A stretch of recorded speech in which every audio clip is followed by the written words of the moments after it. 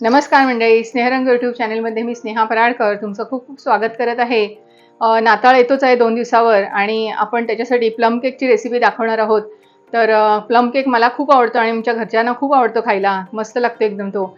आणि कधी पण मिळतो आता, तसाही 12 महिने चालूच असतो तो. तर आपण आज घरी बनवून बघणार आहोत आणि सोपी रेसिपी आहे. भरपूर सामान लागतं त्याचं आणि एक एक स्टेप बाय स्टेप करत जाणार आहे आणि तुम्हाला नक्कीच दाखवणार आहे. दुसरं म्हणजे मुलगा माझा अमेरिकन कंपनीत काम करतो. तर त्याच्यासाठी त्याच्या कंपनीने हे गिफ्ट हॅम्पर मस्त पाठवलेलं आहे.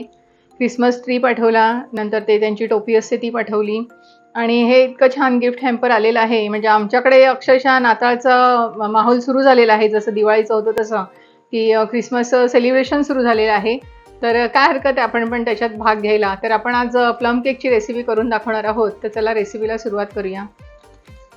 आता प्लम केकसाठी आपल्याला महत्त्वाचं असतं की ड्रायफ्रूट्स जे असतात, आपल्याला आवडीचे कुठलेही ड्रायफ्रूट्स आपण वापरू शकतो. त्याच्यासाठी मी टुटी फुटी घेतलेली आहे, काळे आणि आपले साधे मनुके आहेत, नंतर हे काजू बदामचे काप आहेत, अक्रोड आपल्याला, आणि हे सगळं सजावटीसाठी लागणार आहे. तर मुख्य म्हणजे आपण हा संत्र्याचा ज्यूस घेतलेला आहे. तर खऱ्या ह्याच्यामध्ये रम किंवा विस्की काय त्यांचं अल्कोहोलिक जे असतं तर ते वापरतात, पण आपण साधा बनवणार आहोत आणि एगलेस बनवणार आहोत. तर मी हा एका संत्र्याचा रस काढलेला आहे आणि त्याच्यात आपल्याला हे सगळं ड्रायफ्रुट्स सोक करून ठेवायचं आहे. वेळ नसेल तर अगदी 2 तास चालेल, नाहीतर अगदी 24 तासासाठी हे खरं सोक करायचं असतं आणि त्याचा म्हणजे एक काय म्हणतो ना, रिझल्ट खूप छान येतो. हे सर्व आपण ह्याच्यात भिजत घालायचंय आणि ते छान त्याच्यात असं फुगलं गेलं पाहिजे. भरपूर असे ड्रायफ्रुट्स वापरतो ह्याच्यामध्ये. हे छान एकत्र ढवळून आपण एका बाजूला ठेवून देऊया. सर्व आपल्याला आता मिक्सच करत जायचंय. पटापट होणारी रेसिपी आहे.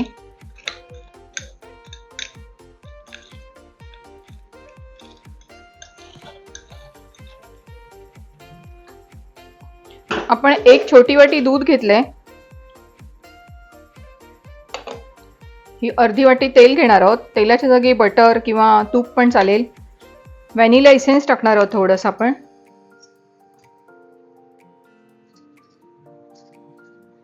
एक 2-3 थेंब, आणि हे छान असं बीट करून घ्यायचं व्यवस्थित. ही सर्व तयारी आपण करून घ्यायची आहे आणि शेवटी नंतर आपण केकचं मिश्रण एकत्र करणार आहोत.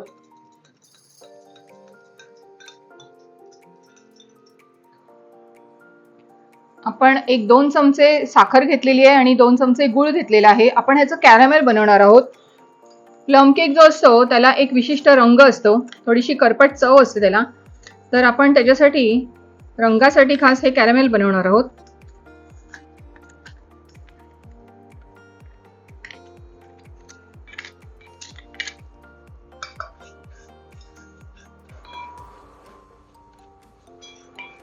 नुसता गूळ घेतला किंवा नुसती साखर घेतली तरी चालेल.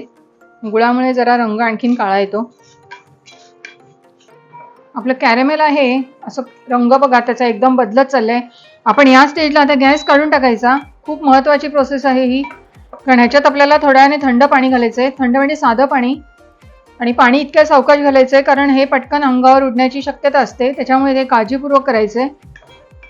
सोपं काम नाहीये. आणि समजा जर हे नसेल जमणार तर कोको पावडर घातली तरी चालते ह्याच्या जागी.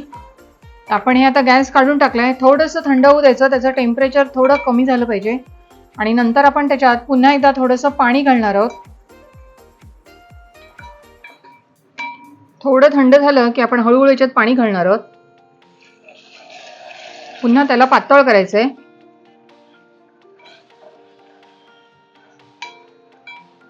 व्यवस्थित ढवळून घ्यायचंय ते. इतका छान रंग आलेला आहे त्याचा. एवढंच पाणी आपण घालायचंय, अगदी पाव ग्लास पाणी घातले मी. पुन्हा एकदा थोडासा गॅस चालू करते मी. थोडं परत एकदा आपल्याला घट्ट करायचंय आणि गॅस काढून टाकलाय. आता हे थंड होऊ द्यायचंय आपल्याला. तोपर्यंत आपण इथे पिठं चाळायला घेऊया. हा मैदा आहे, 150 ग्रॅम मैदा घेतलाय. सर्व चाळणीवरच घेते मी आता. अर्धी वाटी आपण मिल्क पावडर घेतोय. मिल्क पावडर ऑप्शनल आहे, नसेल तर फक्त पिठी साखर घातली तरी चालेल. आता याच्यामध्ये ही मी पिठी साखर घेतलेली आहे आणि पिठी साखर बारीक करताना मिक्सरमध्ये आपण थोडीशी दालचिनी, लवंग, सुंठ पावडर आणि जायफळ पावडर सर्व एकत्र करून घेतलेलं आहे. तर मी साखरेबरोबर ते सर्व वाटलंय. आपण तेही सर्व याच्यात घालूया, म्हणजे काही कण वगैरे असतील तर ते पिठात येणार नाहीत. छानपैकी चाळून घ्यायचं आपल्याला ते. आपण गोडीला बॅलन्स करायला चिमूटभर मीठ घालतोय.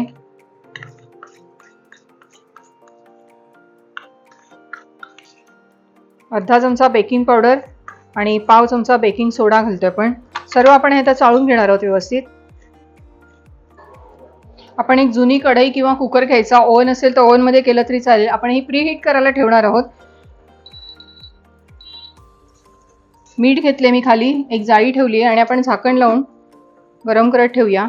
आता बाकीचं आपण सर्व साहित्य आहे एकत्र करायला घेऊया. आपण ड्रायफ्रूट जे सोक करून ठेवलेलं ते सगळ्यात आधी पिठात घालायचं. आणि त्याला कसं पूर्ण ड्रायफ्रुट्सला पीठ एकत्र केलं जातं आणि मग ते केकमध्ये असं खाली बसत नाही, कोटिंग होतं त्याला छानपैकी. म्हणून हे आधी मिक्स करायचं व्यवस्थित आणि मग बाकीचं सर्व आपण हळूहळू सर्व एकत्र करायचं आहे.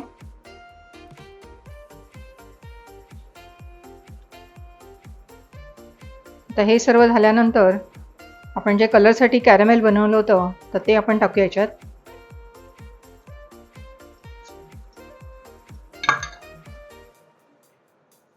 सर्व आता आपल्याला असं एकत्रच करून घ्यायचंय.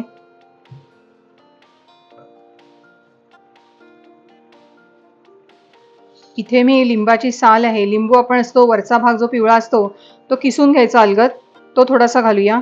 आणि ही आहे संत्र्याची साल, त्याच्याने पण खूप छान वास पण येतो आणि चवीला पण छान लागतं ते.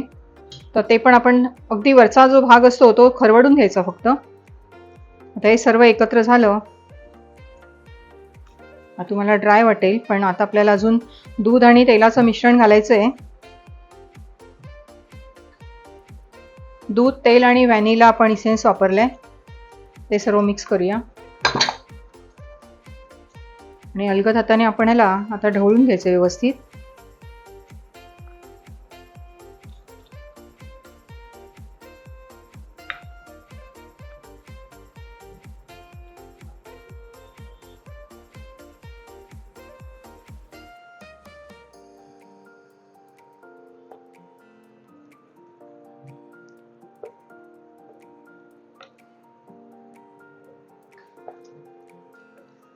आपण केक टीनला बटर पेपर लावून घेतलेला आहे.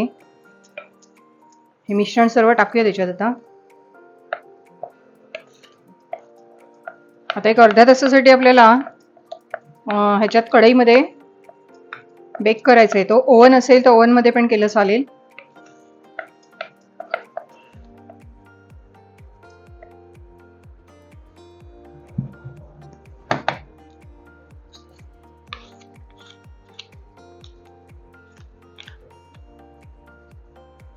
मुख्य म्हणजे याला छान टॅप करून घ्यायचं, हवा वगैरे असेल तर ती जाईल. आणि आता ह्याला आपण गार्निश करूया छानपैकी.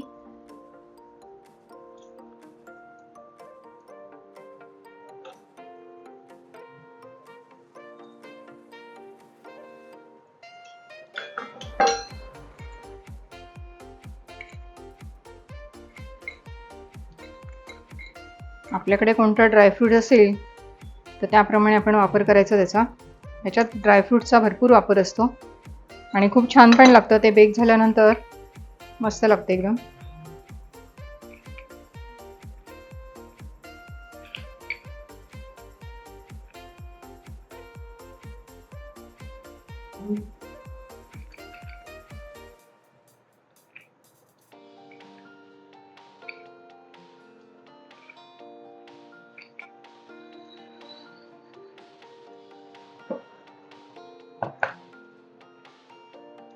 झाकण काढून आपण याच्यात ठेवतोय आता.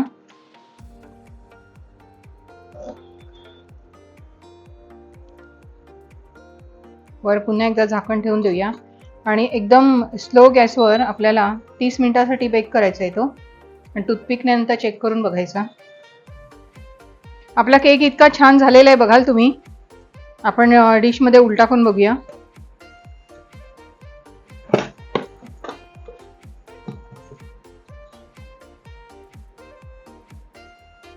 आपण दुसऱ्या प्लेटमध्ये काढून घेऊया तो. बोलता बोलता आपला प्लम केक तयार झालेला आहे. इतका सुंदर झालेला आहे बघाल तुम्ही. हा बघा, मस्त असा. आपण कट करून पण दाखवूया.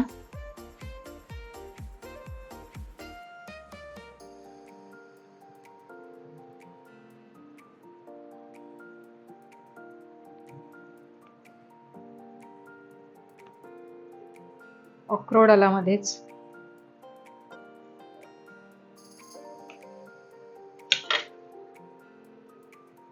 किती छान भन्नाट झालाय बघा, खूप सुंदर.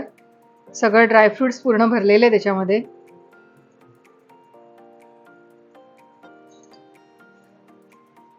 यंदाच्या क्रिसमससाठी आपला प्लम केक तयार झालेला आहे.